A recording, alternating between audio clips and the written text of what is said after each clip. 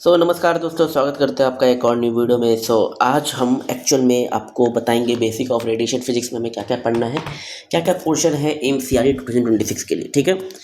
First of all हम लोग बहुत बेसिक से जानेंगे, क्योंकि मुझे पता है बेसिक्स आप लोग का थोड़ा वीक हो सकता है, तो हम लोग बहुत बेसिक से पढ़ेंगे। ठीक है। इसको बेसिक से पढ़ने के लिए पहले हम लोग न्यूक्लियर फिजिक्स पढ़ेंगे। न्यूक्लियर फिजिक्स में आप देख सकते हो ये सब टॉपिक्स हैं, हमें पूरे टॉपिक्स नहीं पढ़ने न्यूक्लियर फिजिक्स के।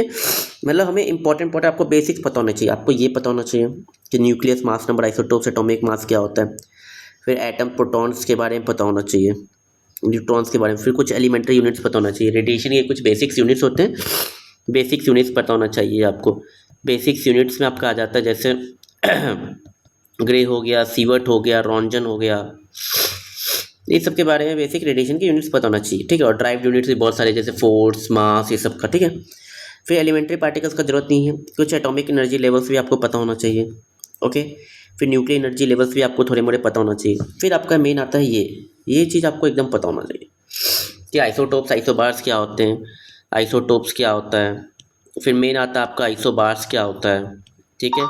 फिर रेडियो एक्टिविटी में डीके भी बहुत इंपॉर्टेंट रोल प्ले करता है, तो डीके के बारे में पता होना चाहिए। तो ये सब हम पढ़ेंगे, आपको मैं पूरा पढ़ाऊँगा, और ये अप्रॉक्स 10 लेक्चर में आपका कंप्लीट हो जाएगा।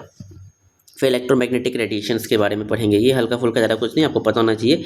ये इलेक्ट्रिक फील्ड होती है, ये मैग्नेटिक फील्ड होती है, और ये वेव्स ऑफ प्रोपगेशन होता है, वेव्स ऑफ प्रोपगेशन। ठीक है। वेव्स ऑफ प्रोपगेशन होता है। फिर आपका क्वांटम नेचर ऑफ रेडिएशन उतना इंपॉर्टेंट नहीं है, नॉर्मल बेसिक पढ़ेंगे हम लोग। फिर ये चीज़ बहुत इंपॉर्टेंट, आपका nuclear binding energy, nuclear force क्या क्या होती है। ठीक है।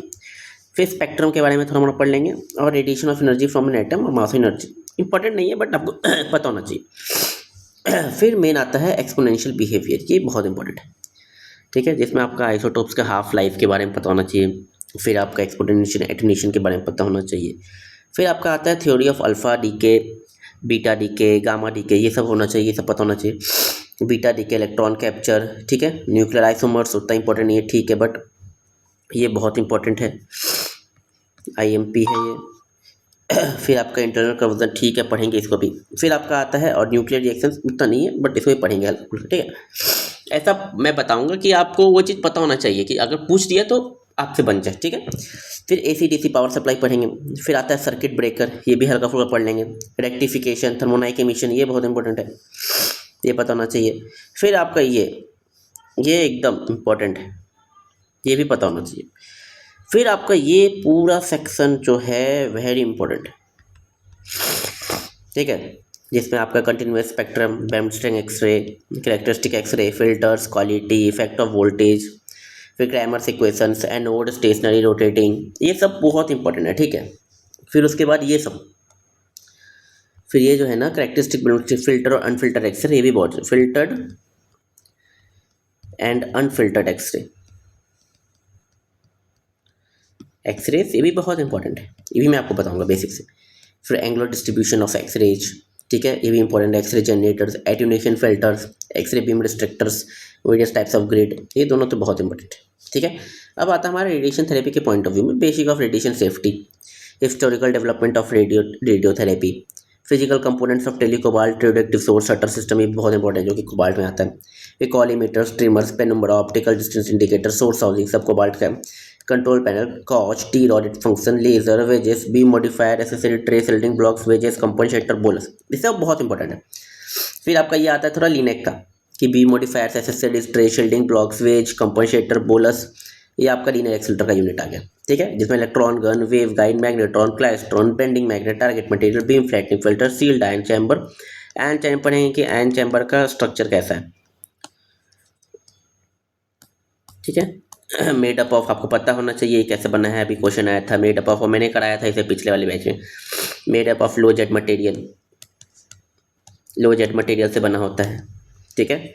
फिर स्कैटरिंग फॉयल, क्रॉसॉल, गामा नाइफ यूनिट, फिर मोल्ड रूम एंड सिमुलेटर, ये आपका पूरा रेडिएशन फिजिक्स का सिलेबस है। ठीक है। हम लोग इसको स्टार्ट करेंगे आज से ही, आज आपका पहला लेक्चर आ जाएगा। ठीक है। होप था कि अगर कोई वीडियो अच्छा लगे तो प्लीज़ सब्सक्राइब कीजिए चैनल को, और बने रहिए। हम लोग पूरा एमसीआरटी का कोर्स कवर करेंगे और आपको सिलेक्शन देने में पूरी हेल्प करेंगे। ठीक है। Thank you. और ये आपका टोटल लेक्चर्स होंगे इसका टोटल लेक्चर्स ही मैं लिख देता हूँ। टोटल लेक्चर्स होंगे अराउंड 10। ठीक है, आज से स्टार्ट करेंगे। आज हम लोग एक क्लास रेडियो बायोलॉजी का थोड़ा बचा है पोर्शन, को कंप्लीट करके रेडिएशन फिजिक्स, और रेडिएशन फिजिक्स के 10 लेक्चर्स होंगे। मतलब 28 से लेके 8 दिसंबर तक आपका रेडिएशन फिजिक्स पूरा कंप्लीट हो जाएगा। ठीक है, तो ओके, चलिए मिलते हैं आपको। आई थिंक 10 लेक्चर्स नहीं लगेंगे, आई थिंक मैंने गलत बोल रहा हूँ। आई थिंक ये मोस्टली हार्डली 4 ही लेक्चर्स में ख़त्म हो जाएगा, ज़्यादा नहीं है इसमें। 4 लेक्चर्स में ख़त्म हो जाएगा। हाँ, 4 लेक्चर्स में ख़त्म कर देंगे। ठीक है, तो चलिए okay bye, thank you so much for watching this video, bye bye.